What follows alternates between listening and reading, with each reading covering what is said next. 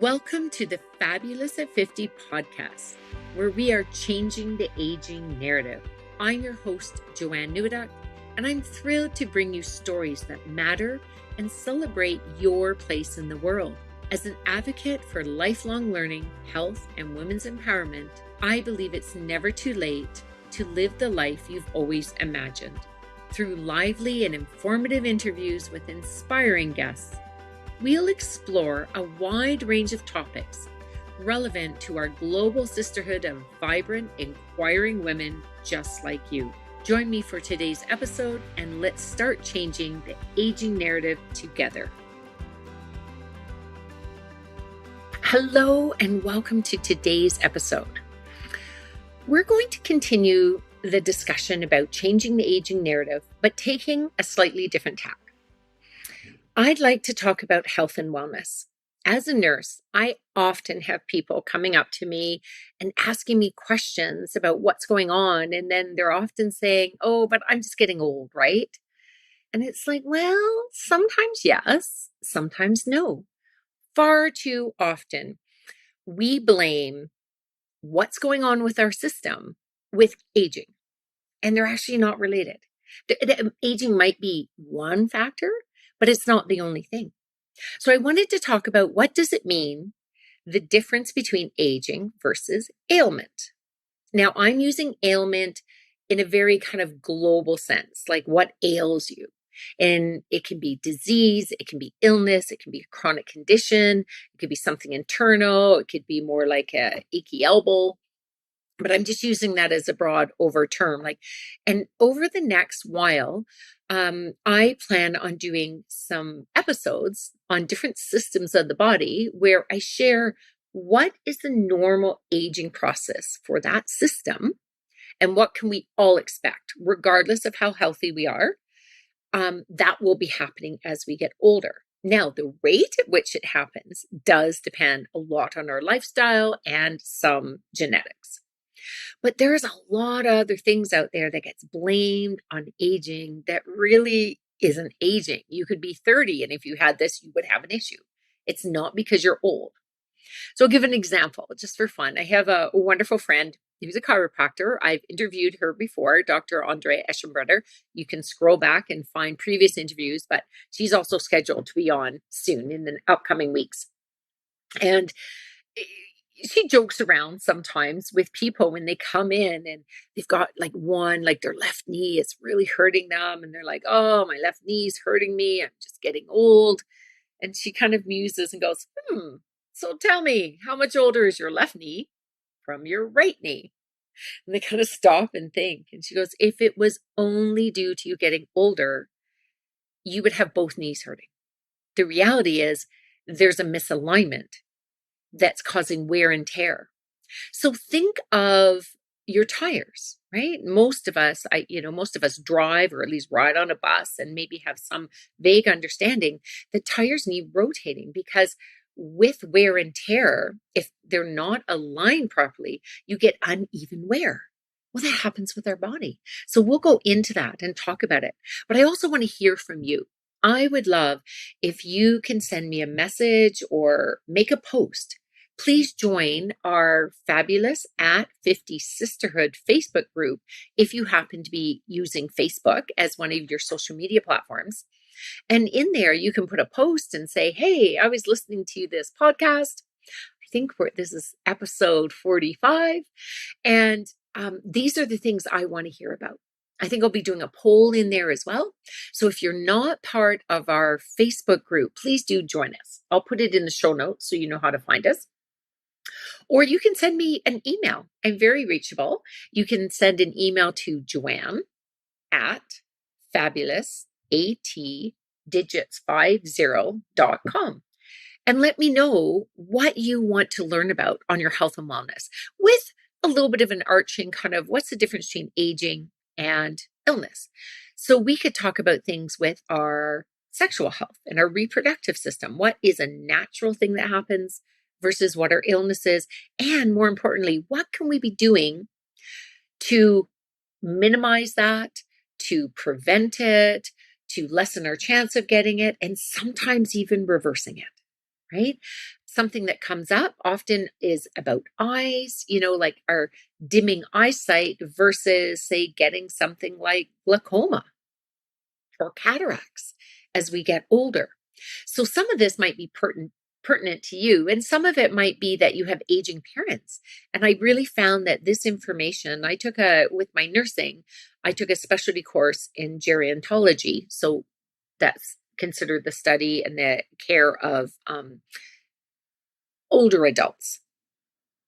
And I've used that over the years in the various roles that I've had. But honestly, I think I've used it more in my own life and when I was caring for my aging parents. So let's look at a really good practical example. You might have a parent who hasn't been feeling well, and you've noticed very rapidly over the last week or two, maybe, that their mind is going and their memory's going and they seem confused. And the first thing that people think of is dementia. Oh my gosh, my parent has dementia. Well, the reality is dementia doesn't set in that rapidly. It is more of an insidious, slow onset. And there's some definite testing that can happen over time to see that happen. If we have a parent or even ourselves where we're getting confused, the first thing that medical people look for is whether or not there's some sort of infection in the body. As we get older, one of the side effects of having an infection, especially urinary infections, that's one of the big ones, it can cause confusion. So this is more of an illness-induced delirium is what it could be. And people that are much older as well, like people that are senior citizens that are in care centers or care facilities, sometimes even just moving them from place to place, that can trigger something that is short-lived, more of an acute situation. And the reason we want to know this is because the treatment and the care for something like dementia is very, very different than, oh, this is a flag, this is a warning sign. Let's get a urine sample and find out if this patient needs, if this person needs some antibiotics. Is it something that's treatable? I see lots of people suffering with conditions where I'm like, that is treatable, right? Seniors, depression. Depression happens and is often undertreated. And yet I have witnessed people in their 80s, people just thinking, oh, they're getting old and slow and dawdly. And thankfully, there was a very astute healthcare professional that said, no, I think they're actually clinically depressed. Let's get them on something, or let's get doing things that help alleviate depression for them. Some of that is even getting out into nature and getting more fresh air and getting walks. And yes, sometimes some medications. And this person regained like many vital, exciting more years. So the reason I'm talking about now is because once we get into our 50s and we're hitting into menopause, or we've already gone through menopause, there's a lot of changes that go on in our body. And I think it's really important that we understand the difference between the natural changes that are inevitable and what are things that are more like an ailment, something we can take control of. That point, even the stuff that's inevitable, as I mentioned before, we can have an impact on. So what we eat will have an impact on our aches and pains. I'll go into more detail on that. So many people blame aches and pains on getting old. Is there a more likelihood you're going to have them when you get older? Of course. But is it inevitable? No. There's definitely people that are much older, and that don't have aches and pains. And there's people in their 30s and 40s that have aches and pains. So that is not necessarily a sign of aging. That is a sign that there's a disruption in your system. Now, whether that is like really on a physical level or sometimes on an emotional level, a mental level, our minds are so powerful. What we do with our minds, incredible.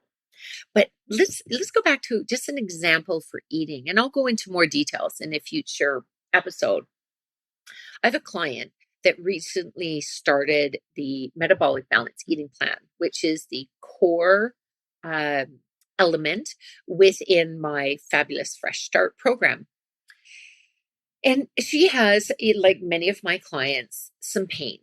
Okay. It doesn't matter where the pain is, it's just that she has some pain. It's worse in the morning. And she often will rank it like an 8, sometimes even 10 out of 10 in her, I just can't bear it. And until she gets on with her day. And then, there's lots of things going on. So we put her on this program. And the first 2 weeks, the first 16 days is a metabolic reset. And we really change up. She refined how she was eating. She focused on foods that we determined were bio individually good for her and her system. And I get this text message within the first 4 days, not even at the end of the 2 weeks, the first 4 days going, am I just imagining this? Can this be true?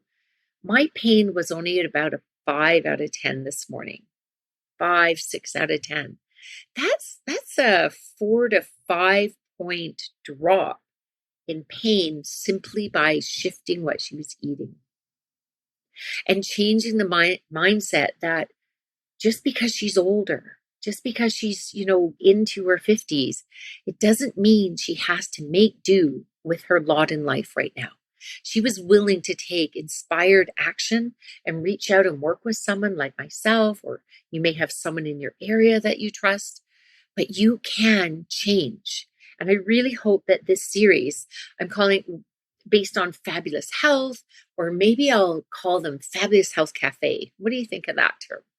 And then we're going to talk about what you can be doing to shift your life. And let's talk about what goes on in our digestion. Do we need to, what happens with our metabolism? What happens with our eyes? I'll give you a hint. I learned something from my eye doctor just this year. Coincidentally, I was actually starting to do it from a different way, but he confirmed it, that using this little technique for 10 minutes a day, and it doesn't even have to be that much, a couple minutes, up to 10 minutes a day, would improve sleep, because it has to do with light, getting morning light and red light, can also help prevent cataracts. Very cool. So when I went in and got my eyes checked, he looked and he goes, yeah, you have really good looking eyes. They're very healthy. I was almost going to say for your age. But the reason is it's not inevitable at a certain age that something's going to happen, but it is more likely because of wear and tear, often poor lifestyle, or just unaware lifestyle. It's not that somebody just goes, oh yeah, whatever. It's sometimes we're doing things that we think are, oh, I heard this is good or that is good, but there's no strategy around it. So if you're really interested in taking care of yourself and having vibrancy in your life and feeling well and knowing when it's in your hands and you can simply slow the aging process to add vitality versus I have something going on that is beyond my aging process and I need to seek some sort of healthcare professional help, whether that is your medical doctor, if that's who you have a good relationship with. You may have a nurse that you see. You may be going to a nutritionist or a dietitian, or you might go and see, I'll put it this way. The way I view things, so that you know where I'm coming from, is I am very well trained in what people call complementary modalities. I have trained in belief reparenting. So that is a way of handling our thoughts and flipping from the draining side of the line to the uplifting side. And I very skillfully can help people flip that switch to positive thinking. Because how often have you heard, think positive, and then you go, okay, but how? How do I shut this itty bitty shitty committee off in my brain? Well, that's one of the things. Light therapy. I've been using light therapy for years, and I use this with my clients. Sound wellness. So think of healing with sound and music. Has a big impact on our overall being and our stress. I work with metabolic balance, I'm a registered and certified coach for metabolic balance. It's an eating program, bio-individualized to the client, so that it's not a matter of a tactic going, oh, I heard eating a handful of almonds is good, or I heard eating this is good. I heard that eating kale is good, and then I heard that eating kale can really injure my stomach. It's all out there. What we do is put it together in a good strategy.